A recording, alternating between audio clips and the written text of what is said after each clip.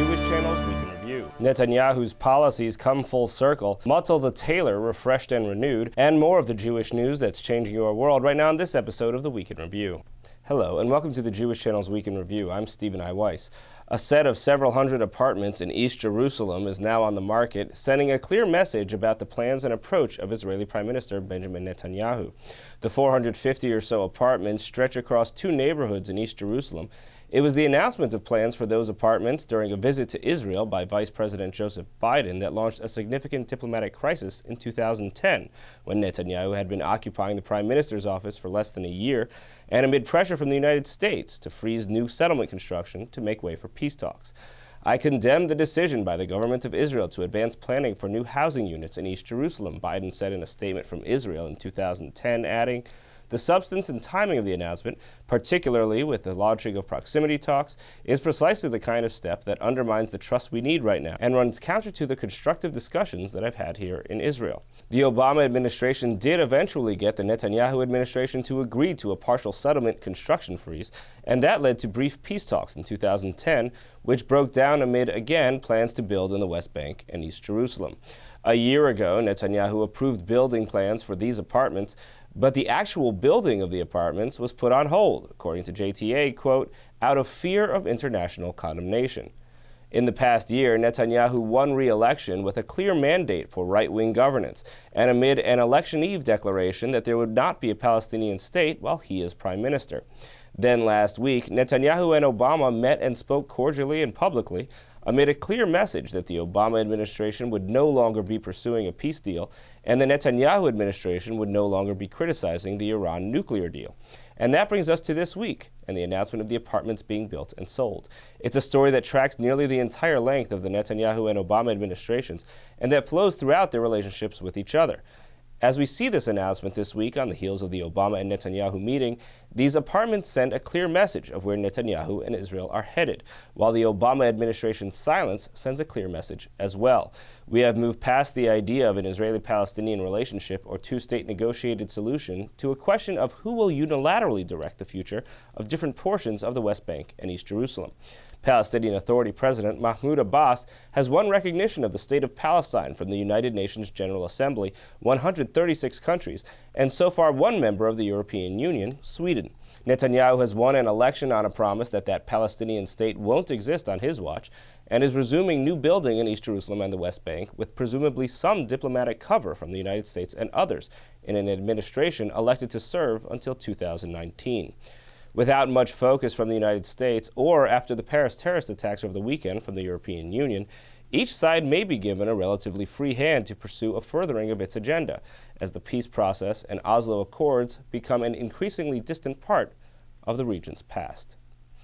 Moving on, the relaunch of Fiddler on the Roof on Broadway continues to generate interest. Meredith Ganzman learned some lessons from the fellow playing Motel the Tailor in a segment from our theater show, Row J.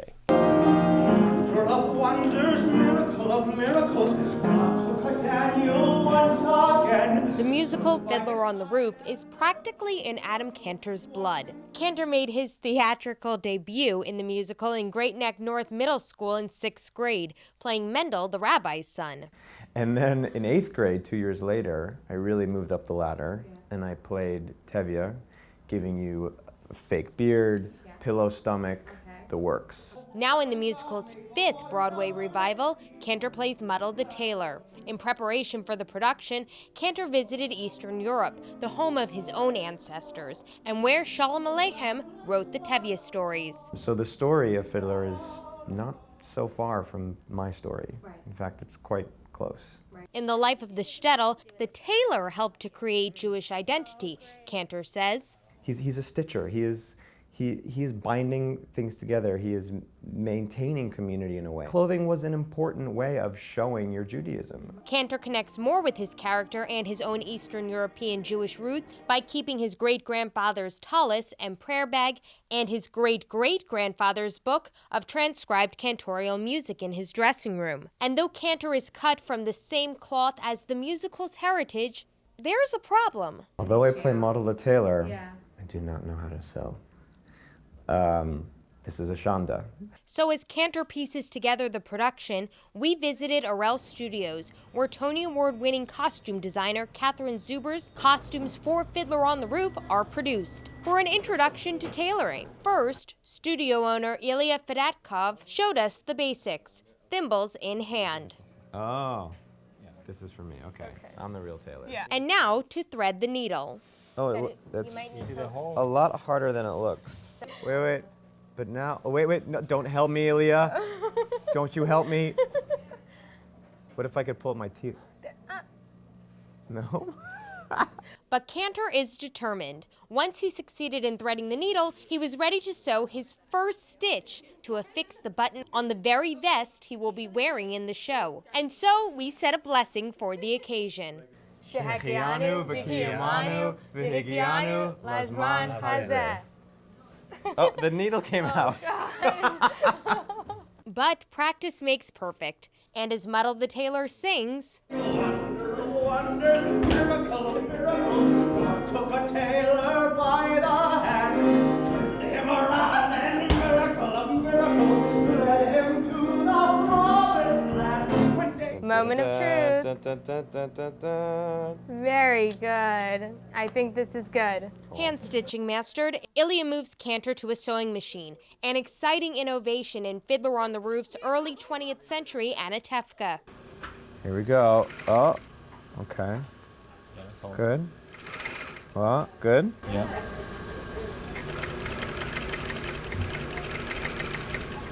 Look how close and even the stitches are. That's incredible. I mean, you really feel after the labor of sewing each stitch how incredible this must have been. And with a hand in creating the costume he will wear on stage, Kantor is tightly sewn into the fabric of a musical tradition. You can see Adam Kantor as Motel the Tailor in Fiddler on the Roof on Broadway. Thank you, Meredith. Finally, this week on Up Close, we're taking you on 2 voyages of discovery and the mix of pessimism and hope we find along the way. For news anchor Imran Garda, covering the past few years for Al Jazeera and other networks, has seen an Arab Spring flow into a refugee crisis. His novel travels around Africa and beyond to bring us a story in the midst of the story with The Thunder That Roars.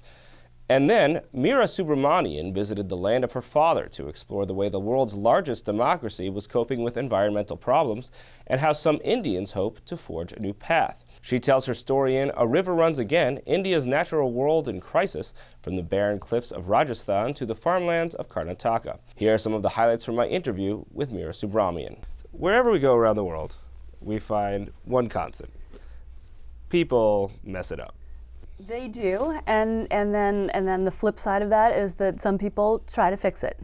And so that's like, in a nutshell, that was what I was trying to do with this book, is that India is this place where we've got huge population pressures meeting limited natural resources in a way that arguably everyone is going to face if they're not facing it already. And so I went looking for the people who were trying to unmess it up. Each country that has formed itself into a democracy or into some kind of self-governing mechanism, you can point to when they joined that club and say, and show how they were marked by that era. Yeah. And India joined that period at a time, and it is very much marked by that era. India became independent and formed a democracy, like you're saying, the largest democracy in the world, but they did it in a particularly Indian way. And so they drew on their own history and their own legacy of South Asians. They didn't just take the Western model of democracy and just exactly replicate it. So I started thinking about, could India be developing also in a different way? I mean, right now, Prime Minister Modi and the direction seems to be to replicate the mistakes of the past, and even they've been hesitant to make climate promises. And we always hear, well, the U.S. and all these other places got to develop big mega dams and nuclear power plants and coal-fired power plants to get all these resources that we use up now.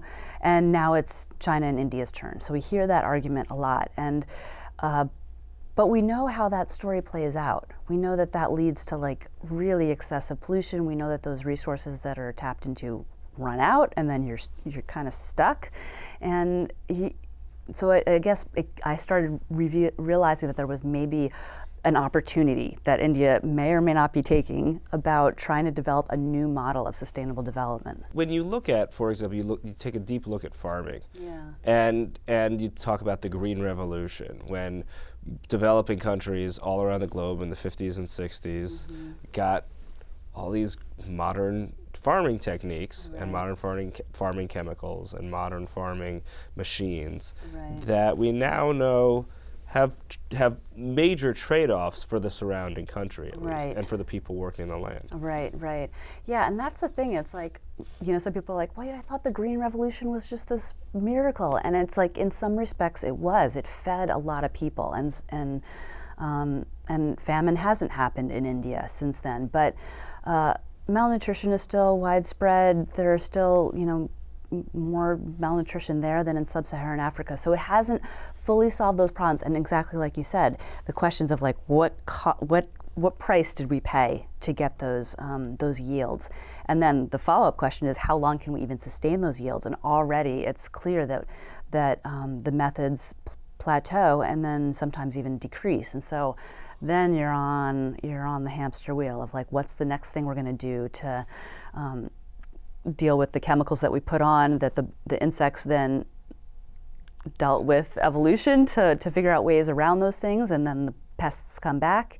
What new chemicals are you going to do? And in the meanwhile, the water table has gone down. The water that is there is polluted. You've got health crises and a cancer rate that is higher than national averages in places like Punjab, like the breadbasket of India. So yeah, it's asking those questions like, how can we do this differently going forward? You can see the full episode of Up Close on the Jewish Channel on cable. You can also listen to the full audio of Up Close as a podcast available on iTunes or on your favorite podcast player. That's all for this week. From all of us here at the Jewish Channel, be well.